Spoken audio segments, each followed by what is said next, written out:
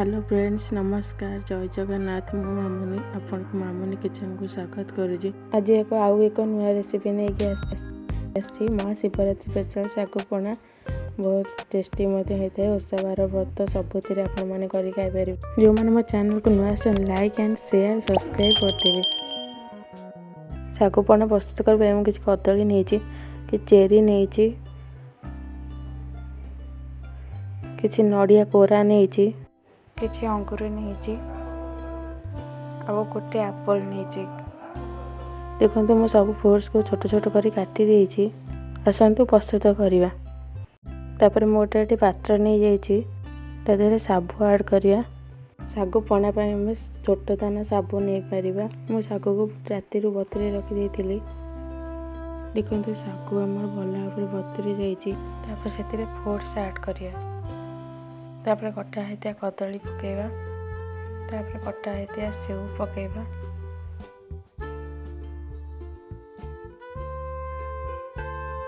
तापर कटा होता अंगूर पकेवा। कटा होता चेरी पकेवा।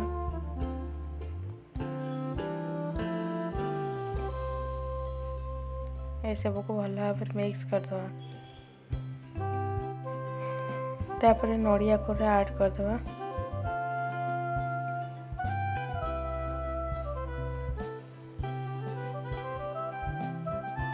तापर भल भाव मिक्स करदवा।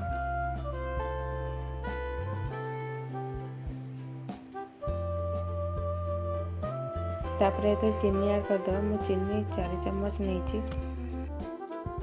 मुझे चीनी नहीं। आप चाहिए मिश्री कि गुड़ भी नहीं पारे। जो मान डायबिटीज थी से खजूरी नहीं पारे। तापर अल्प टे पानी देदवा। आप चाहिए क्षीर कि दही दे पारे।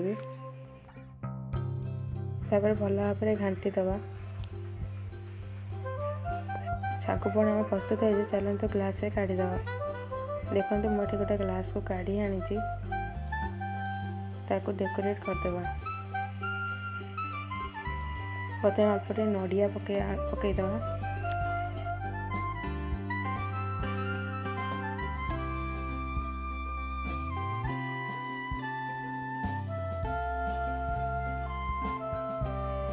तापर कटा जाइए अंगूर भी रखीदवा।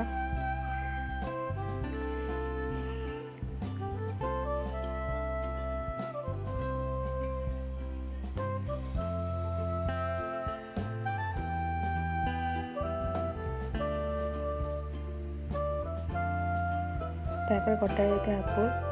तापर कटा जाइए चेरी की रखीदवा।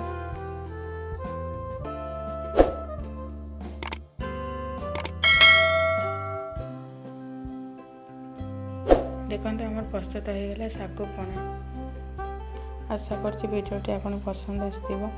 आ भल लगी लाइक शेयर करेंगे। और मो चैनल को नुआ आसी सब्सक्राइब करदे प्लीज। पाखे दिया बेल आइकन ऑल सेट करदे। ताहले मु जहाँ भी वीडियो अपलोड करी तार नोटिफिकेशन आपण मैंने सर्वप्रथम पाइपर।